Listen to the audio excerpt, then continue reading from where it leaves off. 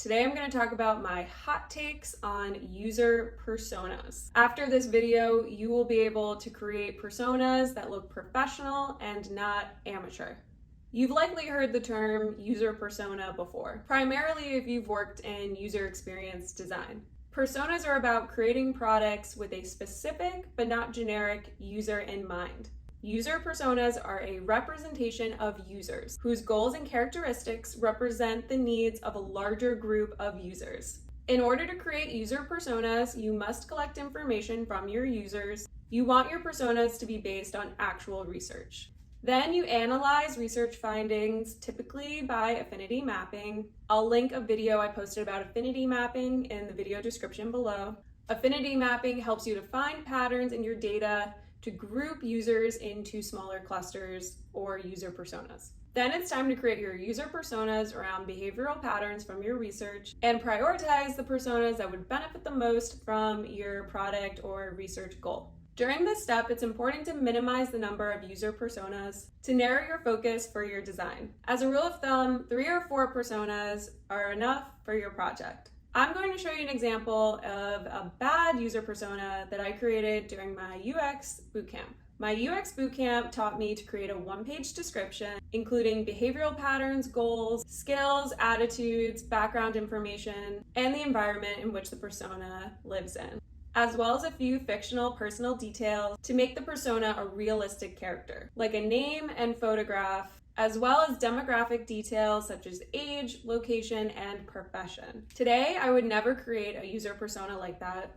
because both my employer when I was a UX researcher and the professors in my master's program for human-computer interaction and design have told me not to do so for these 3 reasons.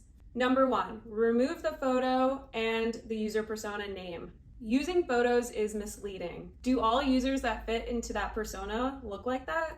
Personas are not a single person, which is why we shouldn't name them.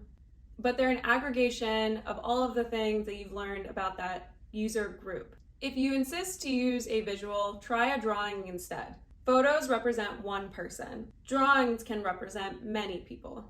Personas also shouldn't be about how people look, but they should be about what people do. Cartoons allow you to focus on what people are doing or feeling. We don't need to emphasize what a person looks like, but empathize with their situation. Number 2, leave the demographic information for the marketing team. Demographics don't help design. Knowing gender, age, and the size of someone's house doesn't tell us how to shape a service. Instead, focus on what they do, their goals, behaviors, and how we can support them. Number 3, don't create fake narratives when designing user personas. Instead, use quotes from your research participants. These quotes should be from a few people that fall into one of your user persona groups. Pull quotes from those people and add them to your user persona. The best way to empathize with people is to read what they have to say.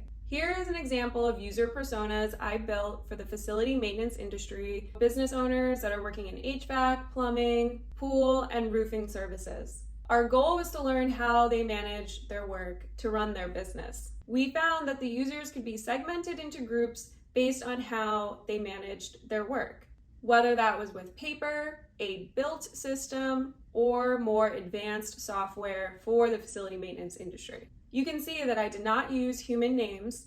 Instead, the headers are the user group themes. I explained the type of user that falls into each persona. Then I included quotes to defend my user personas. These personas helped the product team define who they should build for, and later what features they should prioritize first for the V1 product solution.